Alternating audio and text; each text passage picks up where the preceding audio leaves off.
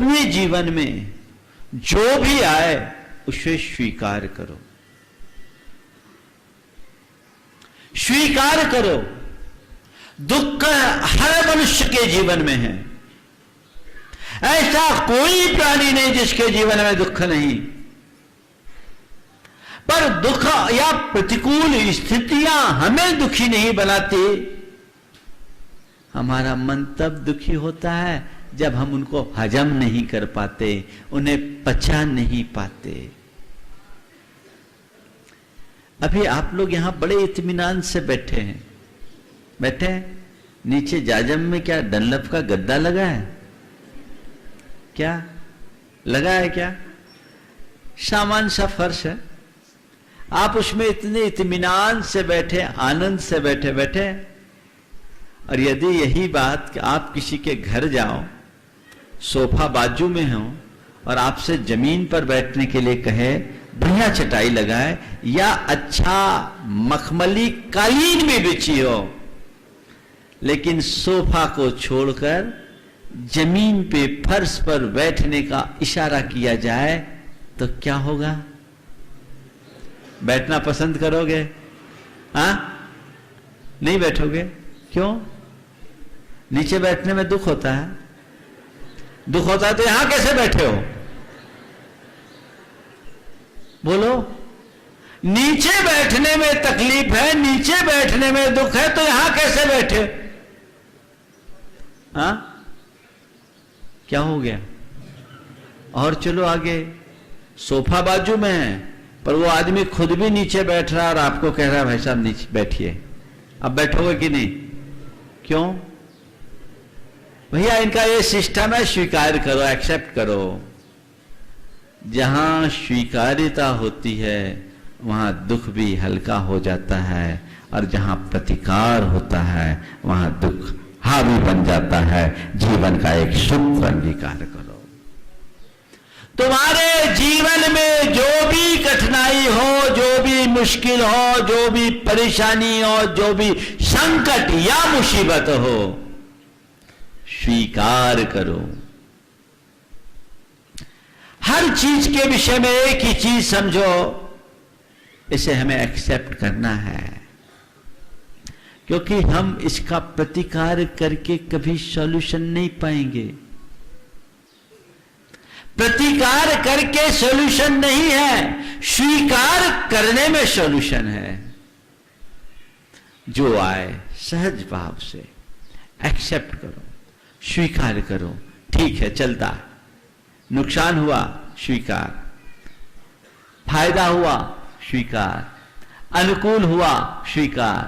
प्रतिकूल हुआ, स्वीकार। दुख आया, स्वीकार। सुख आया, स्वीकार। अच्छा हुआ, स्वीकार। बुरा हुआ, स्वीकार। निंदा हुई, स्वीकार।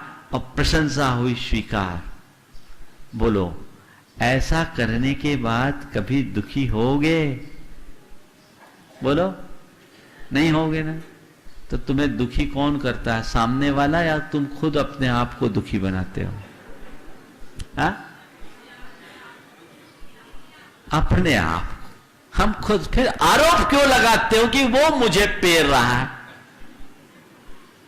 संत कहते हैं कोई किसी को पेरने वाला नहीं है, तुम्हारे मन का अज्ञान ही तुम्हें पेरता है, और जन्मांतरों से वो पेरता आ रहा है, भाव भाव से वो पेरता आ रहा है। उससे मुक्ति पाओ, अपने जीवन को मोड़ो, आनंद ही आएगा। कभी कोई कठिनाई नहीं लगेगी। मुझसे एक बार एक पत्रकार ने पूछा, महाराज आपका इतना कठोर जीवन आप कैसे जीते, आपको कष्ट नहीं होता? प्राय आप जब भी किसी साधु, किसी तपस्वी के पास जाते हैं, क्या लगता है आपको? बोलो, आप किसी साधु तपस्वी के पास जाते हैं, आपको क्या लगता है? कठोर तप करने वाले के पास बैठे हैं, ये लगेगा ना?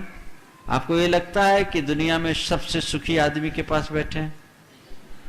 ईमानदारी से बोलना।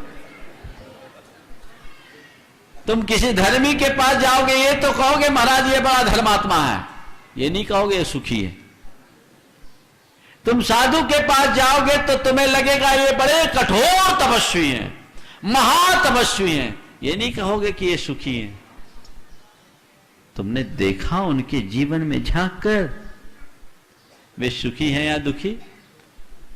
गहराई में जाओगे तब तुम्हें उसका एहसास होगा कि यथार्थतः वे क्या हैं। उसका अनुभव करो, उसका आनंद लो। मुझसे पूछा, महाराज आपका जीवन बड़ा कठोर है, आपको कष्ट नहीं होता?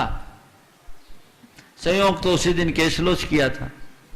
बोला महाराज आपने केसलोच किया, आपको कष्ट नहीं हुआ? हमने कहा तुमने मुझे रोते देखा क्या? हम बोले केसलोच करने में कष्ट होता है? बोले हमने कहा होता है। बोले किसको? बोले देखने वाले। होता है? बोले अच्छा। हम बोले देखने वाले को, करने वाले को नहीं। मुझसे जब पूछा कि महाराज आपने ये कठोर जीवनचर्या अपनाया, आपको कष्ट नहीं होता? मैंने सीधा सा उत्तर दिया, जब तक मैंने इस मार्ग को स्वीकारा नहीं था मुझे ये मार्ग बड़ा कठिन दिखता था। जिस दिन मैंने इसे स्वीकार लिया, इससे सरल कोई मार्ग ही नहीं दिखता। मुझे ही नहीं, मुझ जैसे सारे साधु तपस्वी को ये मार्ग सरल दिखता है, ये कठिन नहीं है। हाँ, कोई जबरदस्ती मुझे इस मार्ग में ले आता, मेरे कपड़े उतार देता, मेरे साथ रिस्ट्रिक्शन लगा देता, कहता तुम्हें एक बार खाना होगा, तुम्हें केसलोच करना होगा, तुम्हें भूख प्यास की बाधा सहनी होगी, तुम्हें पैदल चलना होगा, तो शायद का सच में मैं बहुत दुखी होता, रोता, कलपता, मेरी दशा एक गुलाम जैसे व्यक्ति की हो जाती। क्यों? क्योंकि वो मेरी स्वीकार्यता से बाहर है। स्वीकार्यता से बाहर है, इसलिए मैं उसे स्वीकार नहीं कर पाता, वो मेरे लिए पीड़ादायी बन जाता। और आज मैंने इसे अंतर मन से स्वीकारा है, और स्वीकारने का प्रतिफल यह है कि तुम्हें जो कठोर साधना दिखती है, मुझे वो आनंद का झरना दिखता है। मैं उसमें अवगाहित होता हूं, आनंदित होता हूं और लोगों को आनंद बांटता हूं। फार्मूला सामने आया। क्या है? क्या करोगे? स्वीकार करोगे, बस स्वीकार करो। नंबर 1 पहला अपने जीवन का मंत्र, जो भी मेरे जीवन में घटित हो उसे मैं स्वीकार